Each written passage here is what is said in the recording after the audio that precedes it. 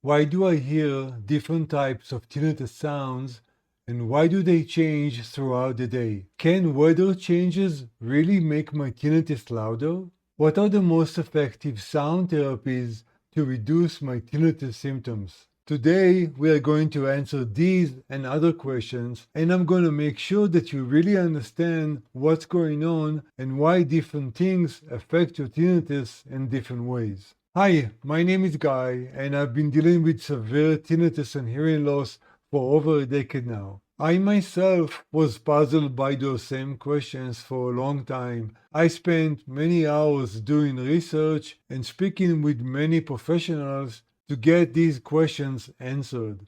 Today, I'm sharing all my knowledge and all my experience with you guys so you have those same questions answered and you can get relief as soon as possible and you can move on with your life. Before we dive into the questions and answers, I want to remind everyone, including myself, that we are all very unique and we can experience tinnitus in different ways. So while there are common things about tinnitus that apply to everyone, each one of us is experiencing a different twist of tinnitus, which is based on how we are, our medical condition, the environment around us, and other things that we experience as individuals. Remembering that, let's jump in. One of the most common questions is, why do I hear multiple and different tinnitus sounds, and why do they change throughout the day? So it's probably not very comforting, but it's completely normal to have multiple sounds and different sounds at the same time,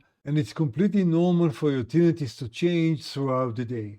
For example, high-pitched sounds are typically associated with damage in the inner ear and damage to the hair cell, which is responsible to detect the movements that your brain translates to sounds. Low-frequency rumbling is typically associated with eustachian tube issues. Hissing and static-like sounds are typically associated with nerve damage or irregular auditory brain activities.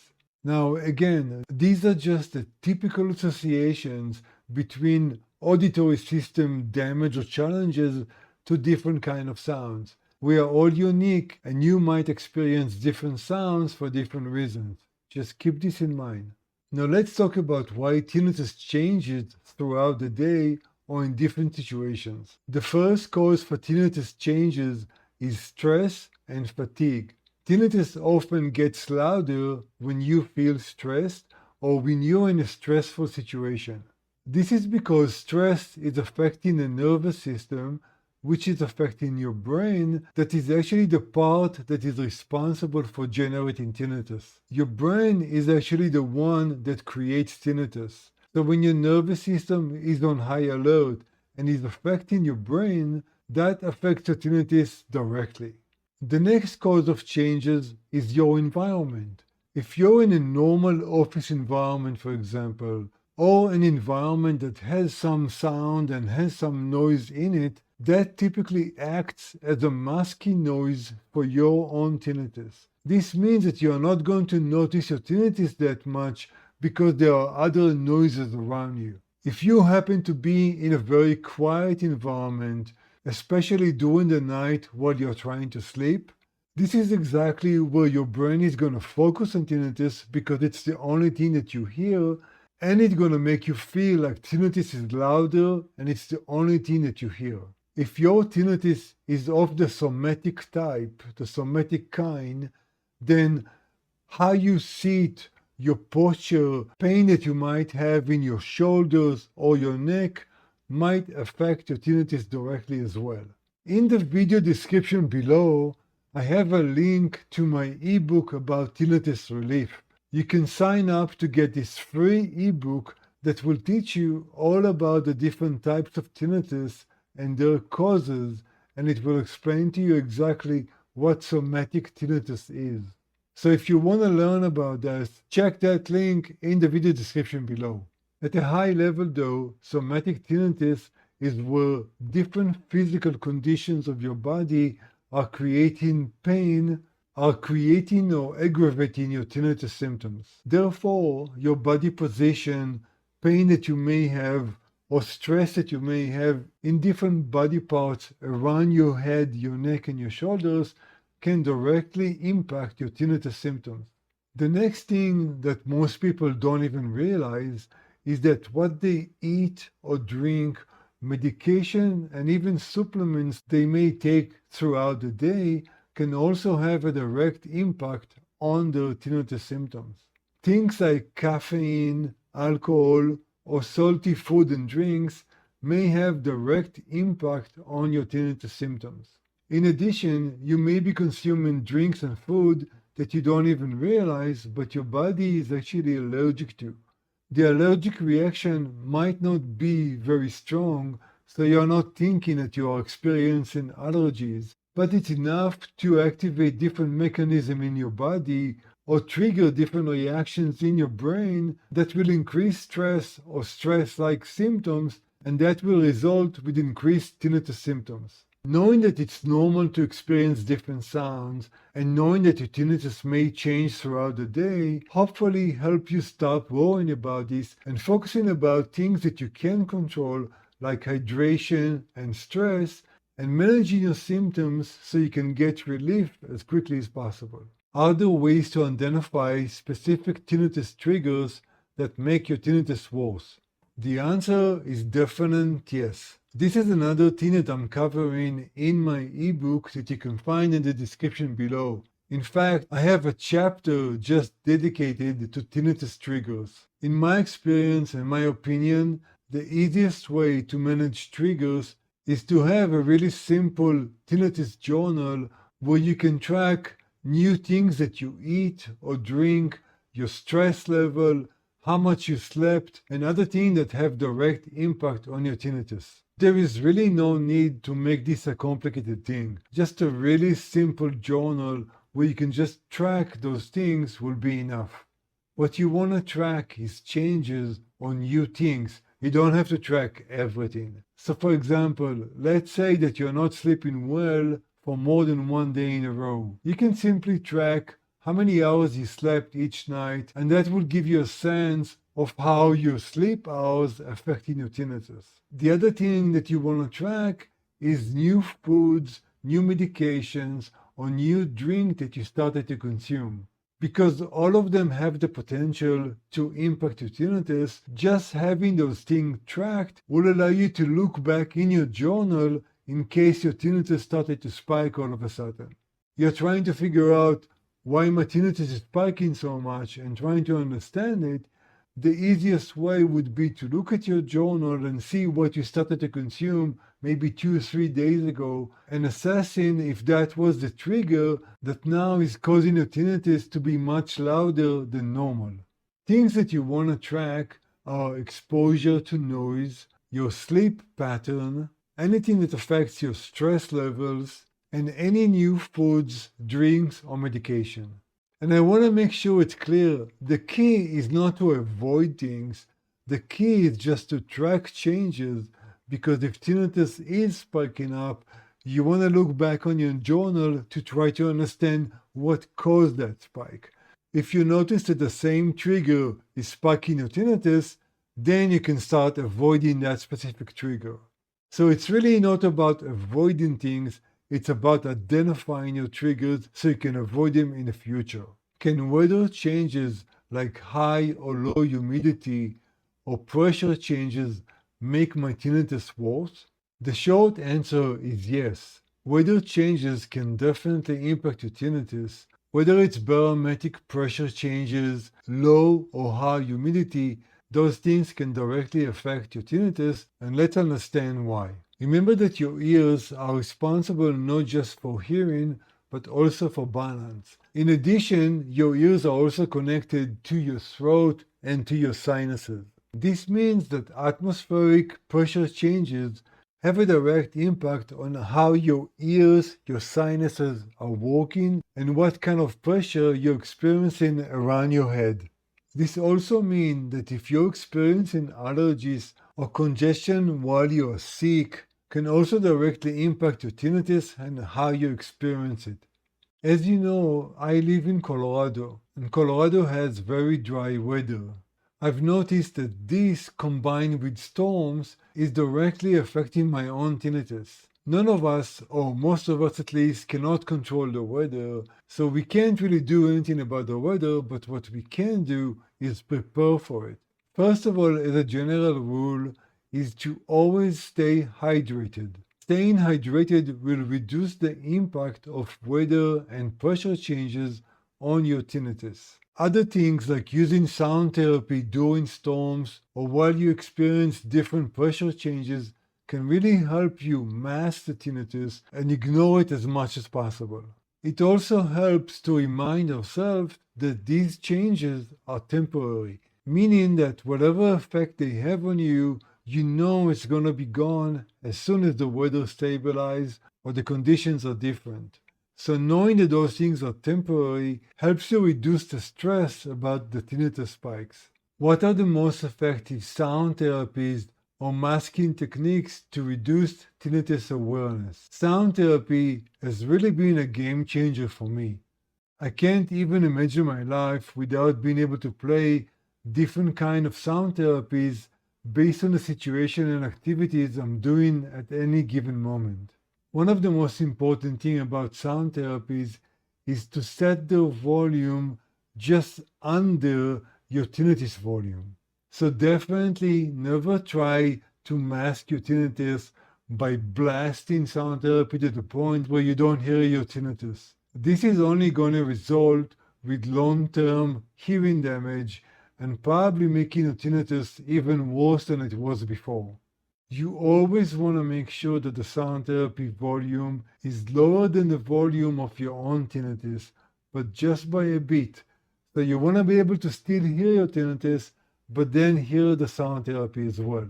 This helps train your brain to ignore tinnitus altogether and just focus on sound therapies or useful sounds for you. I'm going to mention again my ebook, which is free, and you can get a link to it in the description below, where I have a whole chapter dedicated to sound therapy and explaining to you exactly the right way to use sound therapy. So please check that ebook. It's completely free to you. The next thing I want to make sure that it's clear is that I can't really answer the question of what sound therapies are the most effective, because this is highly personalized.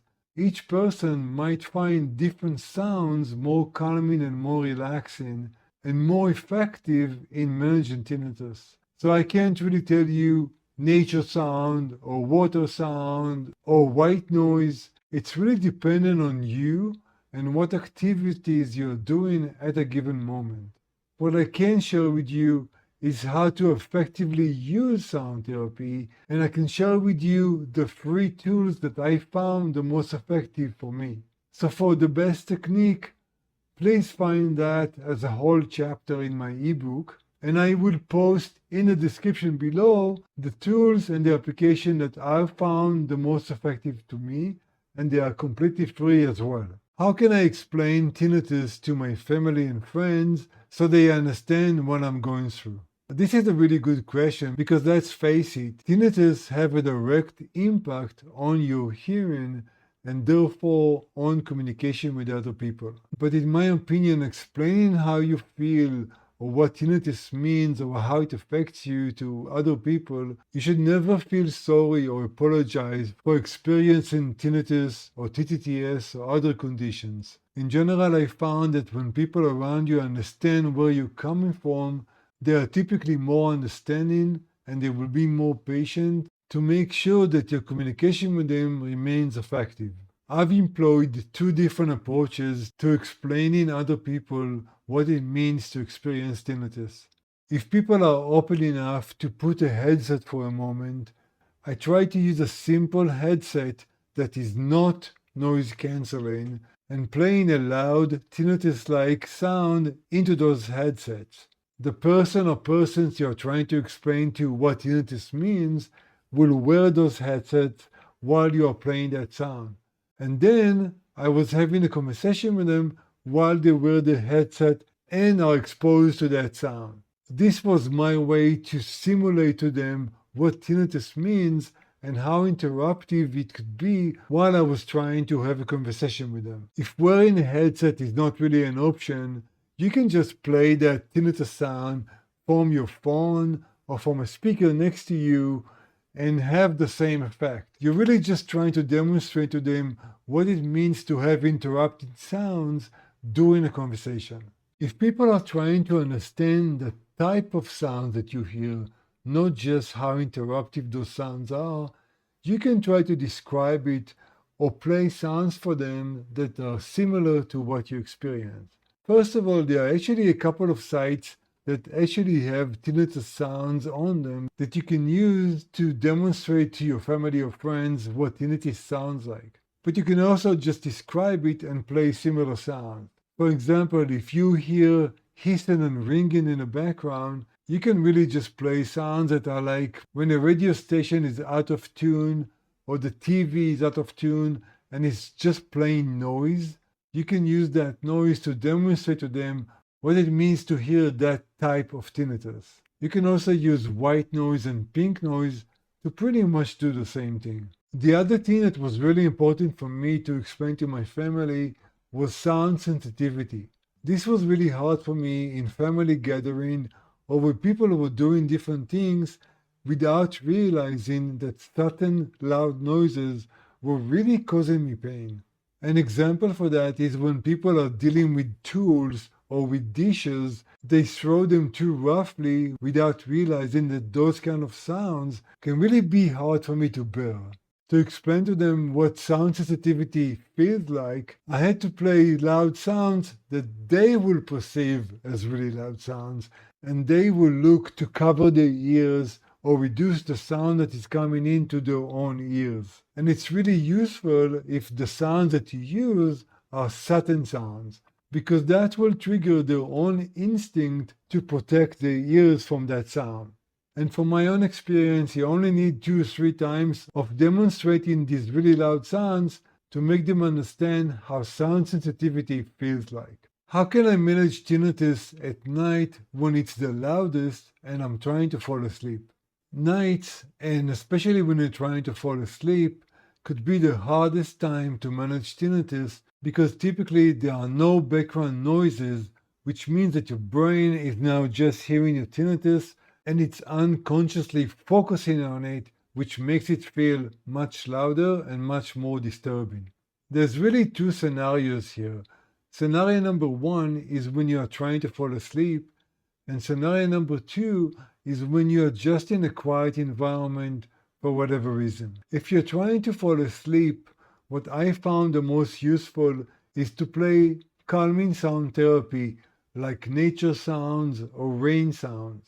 Now, of course, this is very personal and you may find other sounds to be more calming, and that's just fine. And you need to use the sounds that make you relax and make you feel comfortable at night. The other thing is to keep what's called sleep hygiene. At a high level, sleep hygiene is not looking at any screens, no phones, no computers, no TVs, at least 1 hour before you go to sleep. This really helps your brain getting ready to go to sleep. The other thing, of course, is to keep the room dark and cool. You can try deep breathing techniques or meditation to help getting your mind and body ready to fall asleep. It's not really about silencing tinnitus. It's really about deflecting the tinnitus effect away from you so it doesn't have the negative effect of interrupting your sleep. It's about creating such a calming environment that tinnitus just fades away and you can be in the right mood and the right state of mind to fall and stay asleep for the entire night. The other scenario is when you are just in a very quiet environment, which immediately makes your brain focus on tinnitus. In essence, you can think about quiet as your enemy, because quiet or silence make your brain focus only on tinnitus. Your best friend in this scenario is sound therapy, and you can pick the best sound therapy that matches the activity that you're doing in that moment. So for example, if you're trying to walk and you happen to be in a very quiet environment, just choose a sound therapy that does not interrupt your focus, but definitely make your brain focus away from tinnitus. Is there hope if I already experienced tinnitus for years? Will it ever fade into the background?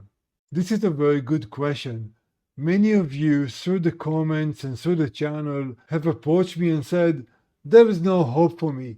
I already have tinnitus for 10 years, so nothing is going to help me. I am really happy to tell you that you're wrong. You can start employing all kinds of tinnitus relief techniques right now, and it doesn't really matter if you already have tinnitus for 10 years, 5 years, or 20 years, you will still get benefit from these techniques. So please don't ever think that there's no hope for you. This is simply not true. If anything, I am your best example that there is hope. It took me many years of suffering from hearing loss and tinnitus to start employing tinnitus relief technique. And it took some time in practice until my tinnitus started to fade into the background and it was not so interruptive to me. But if I was able to do it with very severe tinnitus, then anybody should be able to do it. It's really about your mindset and having someone to guide you through the techniques that will be the most effective for you. The medical or technical term for this is habituation. Most or all tinnitus relief techniques are all about training your brain to stop seeing tinnitus as a threat, or stop treating tinnitus as important sounds that it must listen to. As soon as your brain understands that the tinnitus sounds are not important, it can focus on other sounds, and therefore your experience of tinnitus symptoms is going to reduce quite a bit. The more you practice the tinnitus relief techniques, the more your brain will learn to ignore that sound and focus on other sounds. This is the way that you're going to get relief and will be able to leave tinnitus behind you. And again, it's not really about not hearing tinnitus at all. It's about ignoring tinnitus to the point that it's not there. Now, depending on the severity of your tinnitus, you may employ different techniques. Sound therapy is probably the first and probably the most important technique that you should try. This is because it's relatively easy to do and it doesn't require a medical professional right next to you. It's also a technique that you can keep doing throughout your life, really, to manage tinnitus symptoms and manage tinnitus spikes. If sound therapy by itself is not enough, then there are other techniques that you can employ. Things like mindfulness, meditation, and other relaxation techniques are probably the next set of things that you should try after sound therapy. If those things don't help you, then there are other types of therapies that are typically guided by a therapist to help you manage and control your tinnitus symptoms. Things like CBT or TRT are different kinds of therapies that are aimed at helping you ignore tinnitus to the point that you don't hear it or really you don't notice it and you can focus on other things. If you can't afford working with a therapist and none of the other techniques are helping you, you can even try AI-guided CBT therapy. I dedicated a video just for that you can see somewhere up here that will take you step by step on how to try that kind of therapy. So bottom line, even if you experience tinnitus for many years already, you can still employ different tinnitus relief techniques now and get relief as soon as possible. I really hope that you find this kind of video helpful for you. If your tinnitus is significant, you probably have many more questions. I plan to create more videos just like this, focus on other questions and other challenges that all of us are dealing with on a daily basis. Please let me know in the comments below which one of those questions, and of course the answer, you found the most helpful. And if you need help managing your tinnitus, please see a link in the video description below for a free 45 minutes coaching session with me where we are going to discuss your specific tinnitus symptoms and create a personalized plan to get you relief as quickly as possible. Don't forget that you are not alone and there are literally millions and millions of people that are suffering from tinnitus every day. Don't lose hope, and please use all the resources that I'm sharing with you on this channel to get relief or get help from myself or other people that can help you get relief as quickly as possible. I'll see you in the next video.